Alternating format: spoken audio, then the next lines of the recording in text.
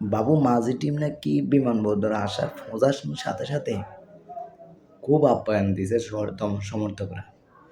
এদেরকে দরকার ছিল যে ফসা টিম মারা দরকার, আর না হলে মাঝি টিম রে একটা ট্রাক ভাড়া করি, যে ট্রাকে কোনো গদি নেই, সিট নেই, শুধু নিয়েছে বসেই বুড়িগঙ্গাতে আনি একটা একটা করে নৌকা দেওয়ার দরকার ছিল, শুধু সাইফ হাসান ছাড়া। এই যে একটা প্লেয়ার তিনটে ম্যাচে, তার প্রতিটা ম্যাচে ভালো রান করছে, এক ম্যাচে 33 রান, এক ম্যাচে 26 রান, আরেক ম্যাচে 48 রান। মানে একটা প্লেয়ার টি-20, যেমন টি-20তে যুদ্ধ করে গেছে তখন তেমন ওয়ান্ডারতে যুদ্ধ। আর এক এক পাড়া থেকে এক এক পাড়া, এক ছাগল পাড়া, এক ডাব পাড়া, এক ভাত চামিম পাড়া। আর রিশাদ হোসেনের কথা কী বলবো, প্রথম ফর্মে আসার পর যে ম্যাজিক দেখাইছে আর এখন ছেড়া বেড়াইছে। মানে লাস্টে 295 রানের টার্গেট দেওয়ার পর আমাদের 100 রানের আগে প্যাকেট হয়ে গেছে আমরা। মানে যেভাবে বরের মতন পড়া দিয়েছে আরবি বাবুরে, এটা কি শুরু হয়েছে। এই যে নাইম শেখের নাকি 7,000 টাকা, ওই মাদারিরে 7,000 টাকা দিয়ে বলে মাঠ ভাড়া করে প্র্যাকটিস করে, এতে এতে বল দেখে না। মানে 16 বল খায়, এতে 7 রান করে। আর নুরুল হাসান সোহান, মানে এক একটা প্লেয়ার সব বাথরুমে মনে হয় দৌড়ানো শুরু হয়ে যায় এগুলোর। এইগুলি কি এটি ওয়ানডে খেলতে গেছিস তোরা?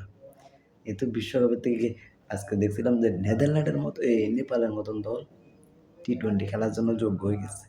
আর আমরা কেমনে বাদুম, আমরা এই চিন্তা করতেছি। আর এইগুলোর এখন বিমানবন্দর আইছে, বাবুরে কত নিরাপত্তা দিছে। এগুলোর সমর্থকরা যাতে শুধু ভারতের মতন শুধু হোঁচা ডিম মারানো দরকার ছিল গানের মধ্যে। এই যে হোঁচা ডিম মারে বা এগুলারে মানে সেফ মারানোর দরকার আছে। আবার মেহেদী মিরাজ বলে নাকি আমাদের, মানে আচ্ছা তোরা আর গল্প কথা শুনবি আমাদের, মানে ম্যাচ হারার পর তোদের গল্প শুনতে শুনতে আমরা তিতা হয়ে গেছি। যেমন এশিয়া কাপে দেখাচ্ছিস, তেমন আমাদের দেখাচ্ছে তো ওয়ানডে। আর ছাগল বাবার কথা কি বলবো, ছাগল বাবা ছাগলের মতো সিঙ্গাম চাবাইতে চাবাইতে, এ ভাই তোর দরকার আছে তুই সিঙ্গাম বসি চাবা, তোর দরকার আছে না মাঠে চাবানে। লাস্ট ম্যাচ ওরে মা প্রতিটা লিস্টে দেখলে যে 5 run, 7 run, 2 run, 1 run, 3 run. এখন দরকার আসলে যে সবগুলোরে বুড়িগঙ্গাত নি একটা নৌকা দিই বানানোর দরকার, দৈনিক 200 টাকা করে পাইতো। এগুলোর ক্রিকেট খেলার দরকার না ভাই, বাংলাদেশের জন্য ক্রিকেট নিষিদ্ধ করে দেওয়ার ভালো আছিল। যেভাবে খেলা দেখাইতেছে, যে ম্যাজিক আমাদের দেখাইতেছে, প্রতিবারে আমাদের দেবো ও নেক্সট ওয়ার্ল্ড কাপ ফাফন কাকু যে বলে গেছে, এই নেক্সট আমাদের কখনো থামবে না ভাই। আর যে হালারে সংবাদ সম্মেলন দেবেন, হে হালায় পড়ার। আর আমাদের হামবাই বাইরেও তো আছে, যাইয়ে হেঁটে মাইক এখান ধরবো, ওইটা আমি মাইকের বলতে যদি হোঁচা ডিম রাখলে যে কথার লগে ফসা ডিম মারানো দরকার আছে, তাহলে এদের মুখে কথা মুখে দিয়ে আসতো। যখন ব্যাটিংয়ের কথা হবো তখন ফসা ডিম, যখন ফিল্ডিংয়ের কথা হবো তখন ফসা ডিম। আর বলারের কথা কী বলবো, মানে ব্যাটিংয়ে 50 করার আগে বলারের 50 শেষ। এক একটা 67 রান, 46 রান, এরপরে 37 রান। এই সাইফ হাসান 3 ওভার করে 6 রান দিচ্ছে। আর সব ধামরা ফাড়া বলে এক একটার দিকে 50, 40, 45-এর উপরে কোনো নিচে রান নেই।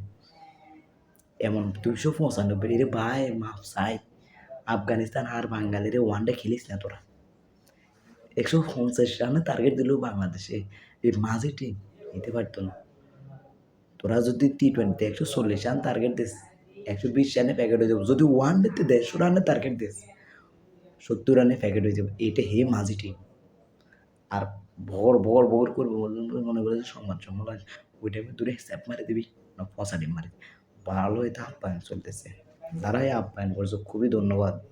পচা ডিম মারলে আরও খুশি হইতো জনগণ, মানে সমর্থকরা আরও খুশি হইতো যদি শুধু পচা ডিমটা মারতে দিত। ভুল করেই যদি পচা ডিম লয়ে যেত এক খালি, তাহলে মাইরটাও একটু কঠিন পেলে। মানে যেগুলো ছাগলের মতন সিঙ্গাম চাপাইছে আর বদাম হচ্ছে, এগুলোর মারা দরকার আছে।